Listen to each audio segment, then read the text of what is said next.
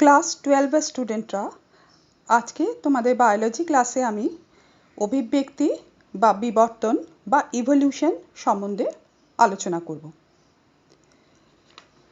কোনো সত্তার বিকাশ যখন মন্থর ও পর্যায়ক্রমিক পরিবর্তনের মাধ্যমে ঘটে, ফলে সত্তা সরল থেকে ক্রমশ জটিলতর পর্যায়ে পৌঁছায়, তখন সেই পরিবর্তনকে অভিব্যক্তি বা বিবর্তন বা ইভলিউশন বলে। জৈব অভিব্যক্তি কি না দীর্ঘকাল ব্যাপী ধারাবাহিক পরিবর্তনের মাধ্যমে উদ্বংশীয় জীব থেকে জিনগতভাবে ভিন্ন প্রকৃতির নতুন প্রকারের জীবের উদ্ভব হওয়াকে জৈব অভিব্যক্তি বলে। বিজ্ঞানীরা মনে করেন পৃথিবী সৃষ্টির হয় আজ থেকে প্রায় 4.6 বিলিয়ন বছর আগে, সূর্য থেকে ছিন্ন এক আগুনের গোলার মতো আকার নিয়ে। তারপর আস্তে আস্তে ঠান্ডা হতে হতে জল, মাটি আর বায়ুমণ্ডল নিয়ে পৃথিবী জন্ম নেয়, জীবের আশ্রয়ের অনুকূল পরিবেশ নিয়ে। তাই পৃথিবী সৃষ্টির প্রথমের দিকে তার উপর প্রাণের কোনো অস্তিত্ব কল্পনা করা যায় না। পৃথিবীর উপর প্রাণের আবির্ভাব ঘটেছে অনেক পরে, আর তার পরে পরে আসে সরল প্রাণের থেকে জটিল প্রাণের সৃষ্টি। সরল প্রাণ থেকে কেমনভাবে জটিল প্রাণের উদ্ভব ঘটল তা নিয়ে আলোচনায় অভিব্যক্তি বিজ্ঞানের মূল বিষয়। সম্ভবত 500 কোটি বছর পূর্বে পৃথিবী সৃষ্টি হয়েছিল জ্বলন্ত সূর্যের টুকরো থেকে। প্রথমে পৃথিবী ছিল গ্যাস ও বাষ্পপূর্ণ জ্বলন্ত ঘূর্ণায়মান আগুনের পিণ্ড। ধীরে ধীরে ঠান্ডা হয়ে প্রথমে তরল ও পরে কঠিন অবস্থা প্রাপ্ত হয়। ভারী মৌলগুলো যেমন লোহা, নিকেল ইত্যাদি কেন্দ্রের দিকে, মাঝারি মৌলগুলো যেমন সিলিকন, অ্যালুমিনিয়াম ইত্যাদি মাঝখানে, এবং সবচেয়ে হালকা যে মৌলগুলো অর্থাৎ hydrogen, helium, nitrogen, carbon, oxygen ইত্যাদি বাইরের দিকে গ্যাসীয় পরিবেশ সৃষ্টি করে। সেই সময় পৃথিবীর তাপমাত্রা ছিল 5000 ডিগ্রি থেকে 6000 ডিগ্রি সেন্টিগ্রেড। এরূপ তাপমাত্রায় হাইড্রোজেন, কার্বন, নাইট্রোজেন, অক্সিজেন ইত্যাদি মুক্ত অবস্থায় থাকা সম্ভব ছিল না। এরা বিভিন্ন ধাতব পদার্থের সঙ্গে যুক্ত হয়ে কার্বাইড বা নাইট্রাইড বা অক্সাইড ইত্যাদি তৈরি করেছিল। কার্বন, নাইট্রোজেন, অক্সিজেনের বিভিন্ন যৌগ যেমন সায়ানোজেন, মিথেন, জল, অ্যামোনিয়া, সায়ানাইড ইত্যাদি গ্যাসীয় অবস্থায় ছিল। পৃথিবী ক্রমশ ঠান্ডা হতে থাকে এবং গ্যাসীয় উপাদানগুলো প্রথমে তরলে ও পরে কঠিন হতে শুরু করে। জলীয় বাষ্প ঠান্ডা হয়ে মেঘ ও বৃষ্টি সৃষ্টি করে। সৃষ্টি হলো জলরাশির, সৃষ্টি হলো সমুদ্রের। বিজ্ঞানী ওপারিনের বক্তব্য ছিল যে আদিম পৃথিবীতে সরল যৌগগুলো থেকে ধীরে ধীরে অধিকতর জটিল যৌগগুলো সৃষ্টি হয়েছিল। বিদ্যুৎ শক্তি, অতি বেগুনি রশ্মি, মহাজাগতিক শক্তি ইত্যাদির বিকিরণের ফলে এই সৃষ্টি সম্ভব হয়েছিল। জৈব যৌগের উৎপত্তির ধাপগুলো ছিল জীবন সৃষ্টির আগের পরিবেশগত অবস্থা, তার থেকে হলো জীবন সৃষ্টির আদি যৌগগুলো, তার থেকে কোয়াসারভেট, মাইক্রোস্ফিয়ার ইত্যাদি, তার থেকে ইউক্যারিওটিক, প্রোক্যারিওটিক, প্রোটোসেল ইত্যাদি জিনিসগুলো।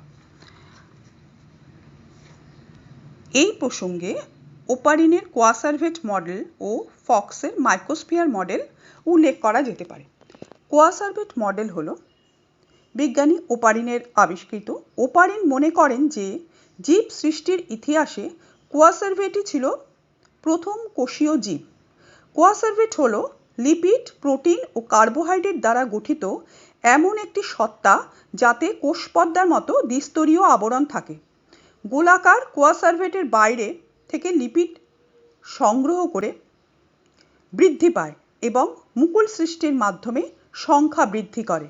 এছাড়া ওপারিনের মতে কোয়াসারভেট নানা রকম বিক্রিয়া ঘটাতেও সক্ষম হতো, কিন্তু বর্তমানে কোয়াসারভেট মডেল গৃহীত হয় না। এবার বলি মাইক্রোস্ফিয়ার মডেল।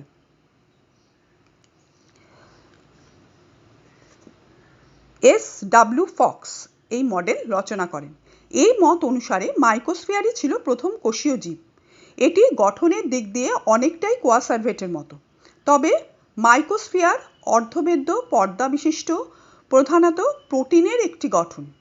ফক্সের মতে মাইক্রোস্ফিয়ার অ্যামাইনো অ্যাসিডের শৃঙ্খল গঠন ও নিউক্লিওটাইড শৃঙ্খল গঠন প্রভৃতি উপচিতিমূলক বিক্রিয়া দেখাতে পারত। তাছাড়া এরা অঙ্কুরোদ্গম পদ্ধতিতে বংশবৃদ্ধি করতেও সক্ষম ছিল। আদিম শিলার মধ্যে মাইক্রোস্ফিয়ার জাতীয় গঠনের নিদর্শন পাওয়া গেছে। বিজ্ঞানীদের ধারণা কোয়াসার্ভেট বা মাইক্রোস্ফিয়ারের সঙ্গে নিউক্লিক অ্যাসিড যুক্ত হয়ে প্রথম কোষ বা প্রোটোব্যান্ড সৃষ্টি করেছিল। আদিম পৃথিবীতে প্রথম এককোষী অবায়ুজীবী প্রোক্যারিওটিক জীবের আবির্ভাব হয়েছিল, কারণ আদিম পৃথিবীর বায়ুমণ্ডলে অক্সিজেনের অস্তিত্ব ছিল না। পরে অক্সিজেন উৎপন্ন হয় এবং বায়ুজীবী জীবের আবির্ভাব ঘটে। এরপর এককোষী প্রাণী, তার থেকে পর্যায়ক্রমিক পরিবর্তনের দ্বারা বহুকোষী ইউক্যারিওটিক জীবের আবির্ভাব ঘটেছে। তাহলে কীরকম ছিল না, আদিম পৃথিবী ছিল তখন জৈব যৌগের অস্তিত্ববিহীন, কোনো জৈব যৌগ পৃথিবীতে ছিল না আদিম পৃথিবীতে। আস্তে আস্তে জটিল জৈব যৌগ গঠিত হলো, যেমন polysaccharide, fat, protein, nucleotide, nucleic acid, এইসব আবির্ভাব হলো। হ্যাঁ, এরপর এলো কোয়াসার্ভেট, মাইক্রোস্ফিয়ার, এই তত্ত্বগুলো। অর্থাৎ কোয়াসার্ভেটে কী বললো না, প্রোটিন, লিপিড আর কার্বোহাইড্রেট দিয়ে রয়েছে, আর বাইরে দুটো আবরণী রয়েছে। আর মাইক্রোস্ফিয়ারে বলা হলো যে প্রোটিন বেষ্টিত একটা অর্ধবেদ্য পর্দা বেষ্টিত ভিতরে প্রোটিন নিয়ে একটা গঠন। হ্যাঁ, এগুলোকে মানে প্রথম কোষ বলে দাবি করা হয়েছিল। পরে এর সাথে নিউক্লিক অ্যাসিড যুক্ত হলো, হয়ে তৈরি হলো প্রোটোবায়ট বা আদি কোষ। এর পরবর্তীকালে আবির্ভাব হলো, জীবের আবির্ভাব হলো, সেটা প্রোক্যারিওটিক জীব, অর্থাৎ এককোষী এবং আদি নিউক্লিয়াস যুক্ত, সুগঠিত নিউক্লিয়াস এদের ছিল না। এরপরে এদের থেকে আস্তে আস্তে ধাপে ধাপে ইউক্যারিওটিক অর্থাৎ সুগঠিত নিউক্লিয়াস যুক্ত জীবের সৃষ্টি হলো। হ্যাঁ, এইভাবে আস্তে আস্তে ধাপে ধাপে জীবের অভিব্যক্তিটা ঘটে। জীবনের উৎপত্তিতে আবায়োজেনেসিস বনাম বায়োজেনেসিস। পৃথিবীতে কিভাবে জীবনের উৎপত্তি হয়েছিল এ বিষয়ে কোনো স্পষ্ট ধারণা আমাদের নেই, কিন্তু অনুমানের উপর ভিত্তি করে জীবন সৃষ্টির কিছু মতবাদ উপস্থাপিত হয়েছে। এর মধ্যে এক মতবাদকে বলা হয় থিওরি অফ আবায়োজেনেসিস, অন্য এক মতবাদকে বলা হয় theory of biogenesis. Theory of abiogenesis বলে যে নির্জীব জড় বস্তু থেকে আদি প্রাণের আবির্ভাব ঘটেছে। একে স্বতঃস্ফূর্ত সৃষ্টি বলে। গ্রীষ্মের প্রচণ্ড রৌদ্রের তাপের পরে বর্ষা সৃষ্টির শুরুতে ব্যাঙের আবির্ভাব, পচা মাংস থেকে ম্যাগট ও মাছির উদ্ভব, নোংরা কাপড় ও খড়ের গাদা থেকে ইঁদুর জন্মানো প্রভৃতিকে আবায়োজেনেসিসের উদাহরণ রূপে বলা হয়। প্রকৃতপক্ষে আবায়োজেনেসিস সপক্ষে কোনো যুক্তিগ্রাহ্য পরীক্ষা নিরীক্ষা উপস্থাপন করা যায় না। এই কারণে এই আবায়োজেনেসিসের স্বতঃস্ফূর্ত উদ্ভব তত্ত্বকে মোটে মেনে নেওয়া যায় না। পরে জীব সৃষ্টির যুক্তিগ্রাহ্য তত্ত্ব হিসাবে জন্ম নেয় থিওরি অফ বায়োজেনেসিস। এই তত্ত্ব মতে কেবলমাত্র একটি জীবিত সত্তা থেকে আরেকটি জীবিত সত্তা জন্ম নিতে পারে। লুই পাস্তুরি এই থিওরি অফ বায়োজেনেসিসের প্রবক্তা। তিনি বিশেষ বৈজ্ঞানিক পরীক্ষার মাধ্যমে দেখেছেন পরিত্যক্ত খাদ্যবস্তু কোনো মতে সংক্রামিত না হলে তার থেকে আপনা আপনি ম্যাগট, মাছি বা জীবাণু জন্মাতে পারে না। এর সঙ্গে বৈজ্ঞানিক রেইডির পরীক্ষা থেকেও থিওরি অফ বায়োজেনেসিসের সপক্ষে প্রমাণ পাওয়া যায়। আধুনিক বিজ্ঞান থিওরি অফ আবায়োজেনেসিসের পরিবর্তে থিওরি অফ বায়োজেনেসিসকেই স্বীকৃতি প্রদান করে। জৈব অভিব্যক্তির প্রমাণ। জৈব অভিব্যক্তির সপক্ষে অনেক প্রমাণ মেলে। এদের মধ্যে উল্লেখযোগ্য কতগুলো প্রমাণ হলো: জীবাশ্ম ঘটিত প্রমাণ, অঙ্গ সংস্থান ঘটিত প্রমাণ, ভ্রূণতাত্ত্বিক প্রমাণ এবং অনুঘটিত প্রমাণ। এই বিভিন্ন প্রমাণের মধ্যে আমরা এখন জীবাশ্ম ঘটিত প্রমাণ বা প্যালিওন্টোলজিক্যাল এভিডেন্স নিয়ে আলোচনা করব। জীবদেহের কোনো অংশ বা সম্পূর্ণ দেহ পাললিক শিলাস্তরে চাপা পড়ে বহু যুগ ধরে নানা রকম ভৌত ও রাসায়নিক পরিবর্তনের মাধ্যমে শিলায় পরিণত হয় বা শিলায় ওই দেহাবশেষ বা সম্পূর্ণ দেহের ছাপ প্রাকৃতিকভাবে সংরক্ষিত হয়। তাকে বলা হয় জীবাশ্ম বা ফসিল। বিবর্তনে জীবাশ্মের গুরুত্ব। জীবাশ্ম হলো অভিব্যক্তির প্রত্যক্ষ প্রমাণ। এগুলো জীবজগতের ক্রমবিবর্তনের সাক্ষ্য বহন করে। 2. আবিষ্কৃত জীবাশ্ম থেকে কোন যুগে কোন প্রকার উদ্ভিদ বা প্রাণী সৃষ্টি হয়েছিল, তাদের বিস্তৃতি, তাদের গঠন বৈচিত্র্য, তারা কতদিন পর্যন্ত পৃথিবীতে ছিল এবং পরবর্তীকালে কোন প্রকার জীব সৃষ্টিতে সাহায্য করেছে, এইসব বোঝা যায়। 3. জীবাশ্মের মাধ্যমে ক্রমপর্যায়ে ঘটে চলা বিবর্তনের ইতিহাস, জীবের বিবর্তনের ধারা বোঝা যায়। জীবাশ্ম ঘটিত প্রমাণের একটা উদাহরণ দিয়ে আমি এখন বোঝাচ্ছি। সেটা হলো ঘোড়ার বিবর্তন। আবিষ্কৃত বিভিন্ন প্রাণীর জীবাশ্মের মধ্যে ঘোড়ার বিভিন্ন সময়ের বিভিন্ন পর্যায় জীবাশ্ম থেকে বিবর্তনের ক্রমপর্যায় সম্পূর্ণরূপে জানা সম্ভব হয়েছে। প্রায় 6 কোটি বছর আগে ঘোড়ার ইওসিন যুগের শুরুতে সেটা আদিপুরুষ ছিল ইওহিপ্পাস। কতগুলো মধ্যবর্তী পর্যায়ের মাধ্যমে যেমন মেসোহিপ্পাস, মেরিচিপ্পাস, প্লিওহিপ্পাস হয়ে বর্তমান ঘোড়া বা ইকুয়াসে পরিণত হয়েছে। আধুনিক ঘোড়ার আদি পূর্বপুরুষ ছিল ইওসিন যুগের ইওহিপ্পাস, যার আকৃতি ছিল অনেকটা শেয়ালের মতো। এদের উচ্চতা ছিল 30 সেন্টিমিটার। এদের অগ্রপদে 4টি, পশ্চাৎপদে 3টি আঙুল ছিল। সব আঙুলগুলোই ভূমি স্পর্শ করত।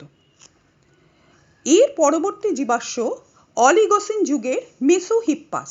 এর উচ্চতা ছিল 60 সেন্টিমিটার এবং আকার অনেকটা ভেড়ার মতো ছিল। এদের উভয় পায়ে 3টি করে আঙুল ছিল। মাঝের আঙুলটা ছিল লম্বা ও মজবুত। এর পরবর্তী জীবাশ্ম মায়োসিন যুগের মেরিচিপ্পাস। এর আকার ছিল অনেকটা টাট্টু ঘোড়ার মতো এবং উচ্চতা ছিল 100 সেন্টিমিটার। এদের পায়ে 3টি করে আঙুল ছিল, যাদের মাঝেরটি বেশ লম্বা এবং খুরযুক্ত। এর পরবর্তী জীবাশ্ম হলো প্লায়োসিন যুগের প্লায়োহিপ্পাস। এদের উচ্চতা ছিল 120 সেন্টিমিটার। দেখতে অনেকটা আধুনিক ঘোড়ার মতোই, তবে আকৃতিতে ছোট। প্লায়োহিপ্পাসের শেষ সংস্করণ হলো আধুনিক ঘোড়া বা ইকুয়াস, যাদের আবির্ভাব প্লিস্টোসিন যুগে। এদের উচ্চতা 150 সেন্টিমিটার। এরা খুরযুক্ত এবং 1 আঙুল বিশিষ্ট ঘোড়া।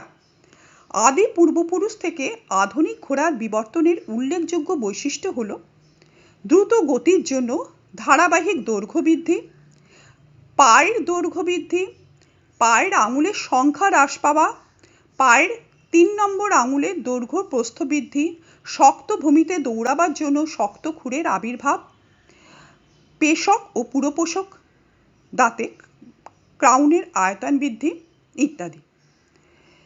উল্লেখিত জীবাশ্মগুলো পর্যালোচনা করে নিশ্চিতভাবে বলা যায় যে পূর্বপুরুষ ইওহিপ্পাসের ধারাবাহিক পরিবর্তনের মাধ্যমেই আধুনিক ঘোড়া বা ইকুয়াসের সৃষ্টি হয়েছে। হ্যাঁ, এখানে ছবিতে দেখো, এই যে প্রথম ঘোড়া যে ছিল ইওহিপ্পাসের, কত ছোট আকার, 30 সেন্টিমিটার উচ্চতা ছিল। হ্যাঁ, আর পায়ে 4টে করে আঙুল ছিল। এরপরে এই যে মেসোহিপ্পাস, এদের পায়ে 3টে করে আঙুল হলো এবং উচ্চতা হলো 60 সেন্টিমিটার। তারপরে পরবর্তী যে জীবাশ্ম পাওয়া গেছে পরবর্তী সময়ে, সেটা হলো এই মেরিচিপ্পাস। এর উচ্চতা দেখা গেল 100 সেন্টিমিটার ছিল। আর পায়ে 3টে আঙুল, কিন্তু মধ্যেরটা বেশ লম্বা। হ্যাঁ, আর এর পরবর্তী প্লায়োসিন যুগের সেটা উচ্চতা হচ্ছে 120 সেন্টিমিটার। আর এদের আঙুলগুলো মাঝখানেরটা খুরযুক্ত আঙুল। হ্যাঁ, খুরযুক্ত আঙুল দেখা যায় প্রথম। তারপরে হচ্ছে আধুনিক যে ঘোড়া ইকুয়াস, এটা 150 সেন্টিমিটার লম্বা মানে উচ্চতায়, আর এদের একটাই আঙুল আর খুর বিশিষ্ট। তাহলে কি হচ্ছে, ক্রমশ উচ্চতা বাড়ছে দেখা যাচ্ছে।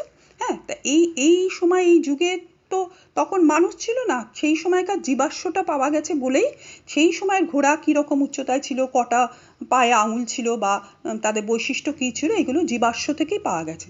তাহলে এখানে জীবাশ্ম থেকে আমরা একটা অভিব্যক্তির সপক্ষে প্রমাণ পেলাম যে ঘোড়ার কীভাবে ক্রমপর্যায়ে উন্নতি হতে হতে সেই ইওহিপ্পাস থেকে আজকের ঘোড়ায় পরিণত হয়েছে, এটা আমরা জানতে পারলাম। আচ্ছা, এবার বলি তাহলে প্রস্তরীভূত ঘোড়ার অভিব্যক্তির, প্রস্তরীভূত ঘোড়া বা ফসিল বা যেগুলো জীবাশ্ম সেগুলো কি করছে না, অভিব্যক্তির বিভিন্ন দশাগুলো ঘোড়ার যে ক্রমান্বয়ে উন্নতিমূলক পরিবর্তনের সাক্ষ্যটা বহন করছে। সুতরাং পরিবর্তনের মাধ্যমে নতুনের আবির্ভাব অভিব্যক্তি তত্ত্ব ঘোড়ার অভিব্যক্তিমূলক তত্ত্বকে তাহলে সমর্থন করছে। আচ্ছা, এবারে বলি লুপ্ত সংযোজক বা মিসিং লিঙ্ক। কিছু কিছু অবলুপ্ত জীবের সন্ধান পাওয়া যায় যারা কেবলমাত্র জীবাশ্ম রূপে দেহাবশেষ পাওয়া যায় এবং তাদের মধ্যে দুই গোষ্ঠীর জীবের গুণাগুণের চিহ্ন মেলে। এমন লুপ্ত জীবদের লুপ্ত সংযোজক বা মিসিং লিঙ্ক বলা হয়। মিসিং লিঙ্ক ট্রানজিশনাল ফসিল হিসাবেও পরিচিত। প্রাণীদের মধ্যে আর্কিওপটেরিক্স বিশেষভাবে পরিচিত একটা মিসিং লিঙ্ক। আর উদ্ভিদের মধ্যে টেরিডোস্পার্ম বা সিড ফার্ম একটা মিসিং লিঙ্ক। এই বিজ্ঞানী জেফেরি এই ধারণা অনুযায়ী তার যে প্যালিওজোইক যুগে প্রায় 350 মিলিয়ন বছর আগে টেরিডোফাইটের একটা গণ থেকে বিভিন্ন টেরিডোফাইট ও সিড ফার্ম বা টেরিডোস্পার্ম সৃষ্টি হয়েছে এবং সেখান থেকে বিবর্তনের ফলে জিমনোস্পার্মের সৃষ্টি হয়েছে। তাহলে টেরিডোস্পার্মকে ব্যক্তবীজী ও টেরিডোফাইটের মধ্যবর্তী মিসিং লিঙ্ক হিসাবে গণ্য করা হয়। আর জিমনোস্পার্মের জীবাশ্মকে গুপ্তবীজী উদ্ভিদের পূর্বসূরি হিসাবে গণ্য করা হয়। এটি বীজ বহনকারী গুল্ম বা বৃক্ষ জাতীয় উদ্ভিদ। এই কারণে অভিব্যক্তি জীবাশ্ম ঘটিত প্রমাণ হিসাবে মিসিং লিঙ্ক গোত্রী জীবের উদাহরণ উপস্থাপন করা যায়। এবার বলি মিসিং লিঙ্ক একটা প্রাণীর উদাহরণ আর্কিওপটেরিক্স। প্রায় 150 মিলিয়ন বছর আগে জুরাসিক পিরিয়ডের শেষের দিকে জার্মানির দক্ষিণাঞ্চলে এরা বিরাজ করত। প্রায় 1.6 ফিট লম্বা পাখির মতো অয়ববযুক্ত প্রাণীটির মধ্যে অনেক সরীসৃপের গুণাগুণ লক্ষ্য করা যায়। এই কারণে আর্কিওপটেরিক্সে সরীসৃপ ও পাখির মধ্যে সংযোজক প্রাণী হয়ে দাঁড়িয়েছে।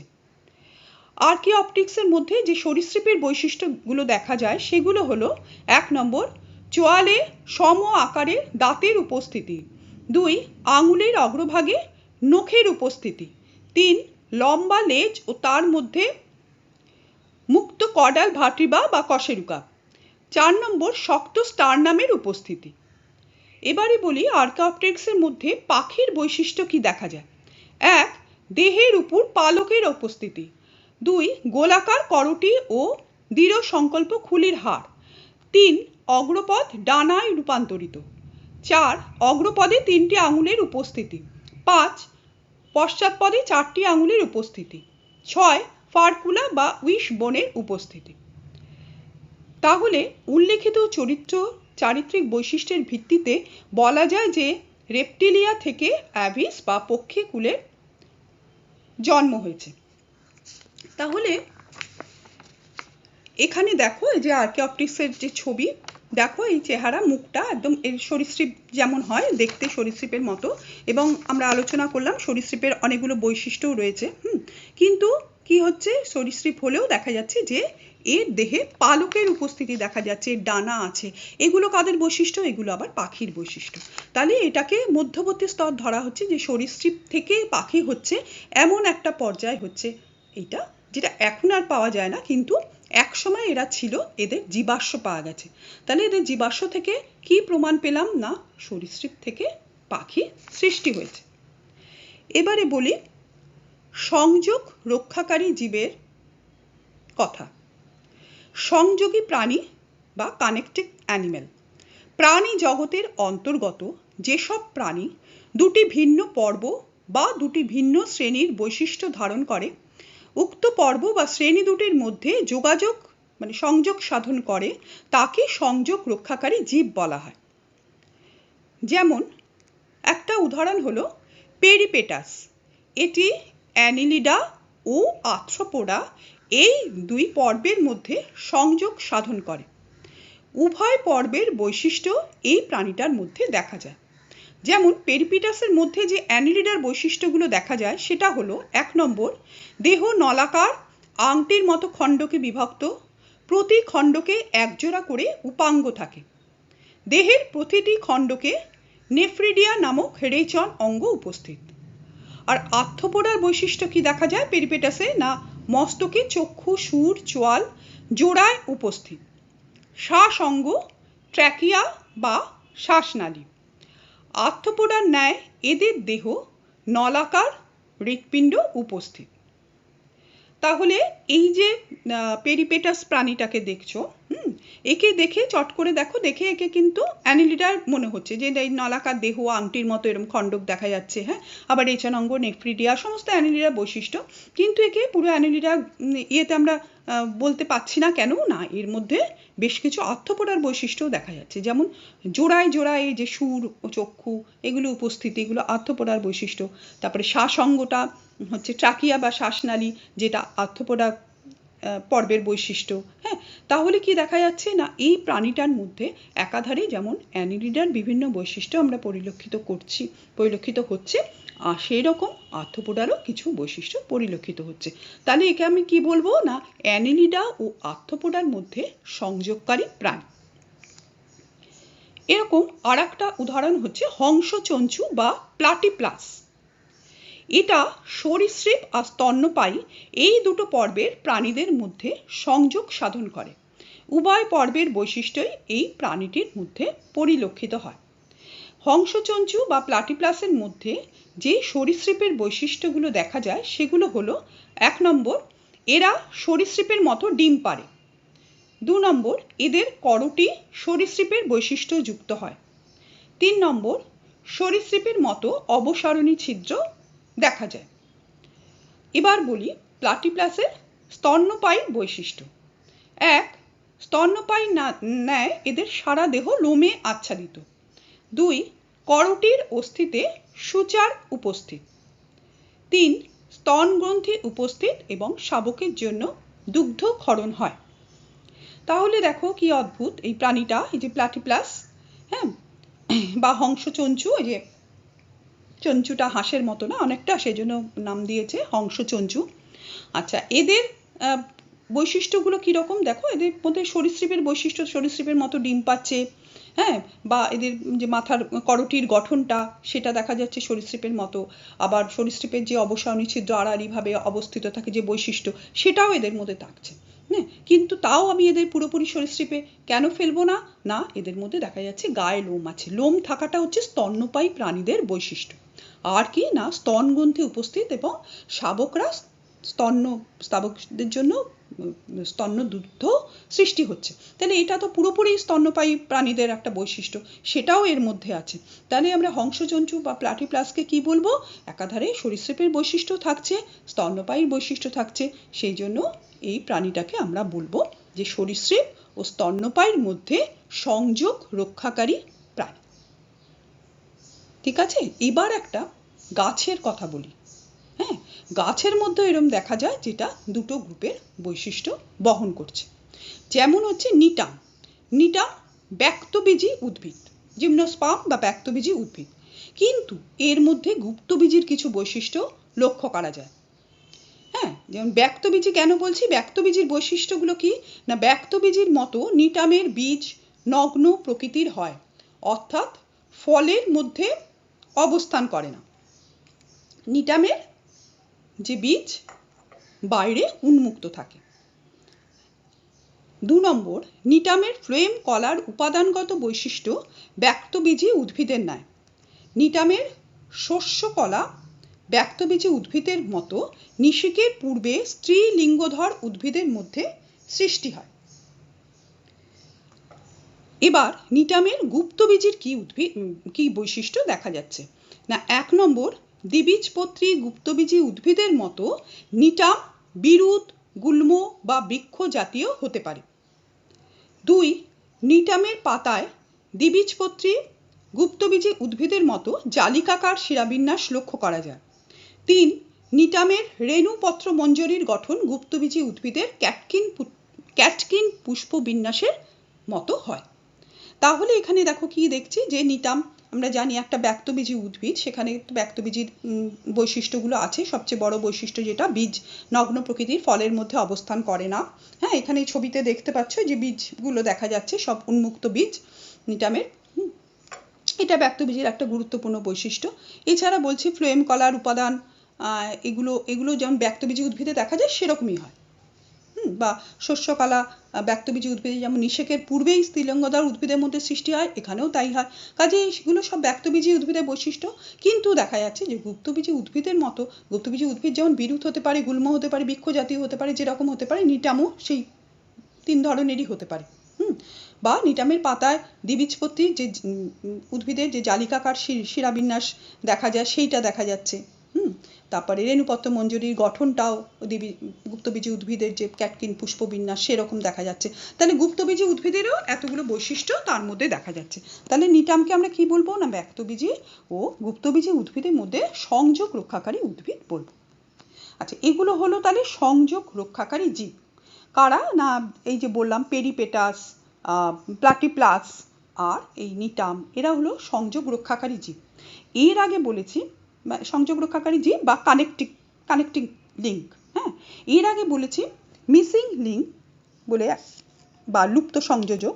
তাহলে তাদের সাথে এদের তফাৎটা কি, মানে যেটা বললাম আর্কিওপটেরিক্স, হ্যাঁ, বা উদ্ভিদের ক্ষেত্রেও বললাম যে টেইডোস্পার্ম, হ্যাঁ, প্রাণীদের ক্ষেত্রে আর্কিওপটেরিক্স, সেগুলো হচ্ছে কি লুপ্ত সংযোজক বা মিসিং লিঙ্ক। আর এই যে এগুলো বললাম পেরিপেটাস, প্লাটিপ্লাস বা নিটাম, এগুলো হচ্ছে কি না, এগুলো হচ্ছে যে তোমার সংযোগকারী, এখনকার যেটা মানে কানেক্টিং লিঙ্ক বা সংযোগকারী জীব। তাহলে ওই মিসিং লিঙ্ক আর এই কানেক্টিং লিঙ্ক, এই দুটোর মধ্যে ডিফারেন্সটা কি, কি পার্থক্য না, মিসিং লিঙ্ক যেগুলো, যে আর্কিওপটেরিক্স ইত্যাদি, এরা বর্তমানে কিন্তু অবলুপ্ত। হ্যাঁ, এক সময় উপস্থিত ছিল, তাদের জীবাশ্ম পাওয়া গেছে, জীবাশ্ম থেকে সে প্রমাণ পাওয়া গেছে, কিন্তু বর্তমানে এরা হচ্ছে অবলুপ্ত। সেখানে কানেক্টিং লিঙ্ক থেকে যে প্রাণীরা, তারা কিন্তু বর্তমানে জীবিত। 2 নম্বর পার্থক্য, অবলুপ্ত জীবদের, মানে যারা মিসিং লিঙ্ক তাদের কথা বলছি, অবলুপ্ত জীবদের জীবাশ্ম রূপে দেহাবশেষ থেকে বোঝা যায় তারা দুটি ভিন্ন গোষ্ঠীর জীবের মধ্যে সংযোগ রক্ষা করে। আর কানেক্টিং লিঙ্কের ক্ষেত্রে জীবগুলোই বর্তমানে দুটো বিভিন্ন গোষ্ঠীর জীবের মধ্যে সংযোগ রক্ষা করছে। ঠিক আছে, এবার বলবে মিসিং লিঙ্কের এক্সাম্পল বলবে যে টেইডোস্পার্ম বা আর্কিওপটেরিক্স এগুলো, আর কানেক্টিং লিঙ্কের এক্সাম্পল বলবে নিটাম, প্লাটিপ্লাস, এইসব। ঠিক আছে, তাহলে আজকে আমরা অভিব্যক্তি বা বিবর্তন সম্পর্কে পড়াটা শুরু করলাম। হ্যাঁ, আমরা কি করে জীবের উৎপত্তি হয়েছে সে সম্বন্ধে পড়লাম, অরিজিন অফ লাইফ। আর এভিডেন্স মানে অভিব্যক্তির সপক্ষে প্রমাণ, বিভিন্ন ধরনের প্রমাণ আছে। আজকে আমরা পড়লাম জীবাশ্ম ঘটিত প্রমাণ বা প্যালিওন্টোলজিক্যাল এভিডেন্সেস। আজকের পড়া এই পর্যন্ত থাকলো। পরের দিন আবার আমি এর পরবর্তী পর্যায়টা পড়াবো। ঠিক আছে?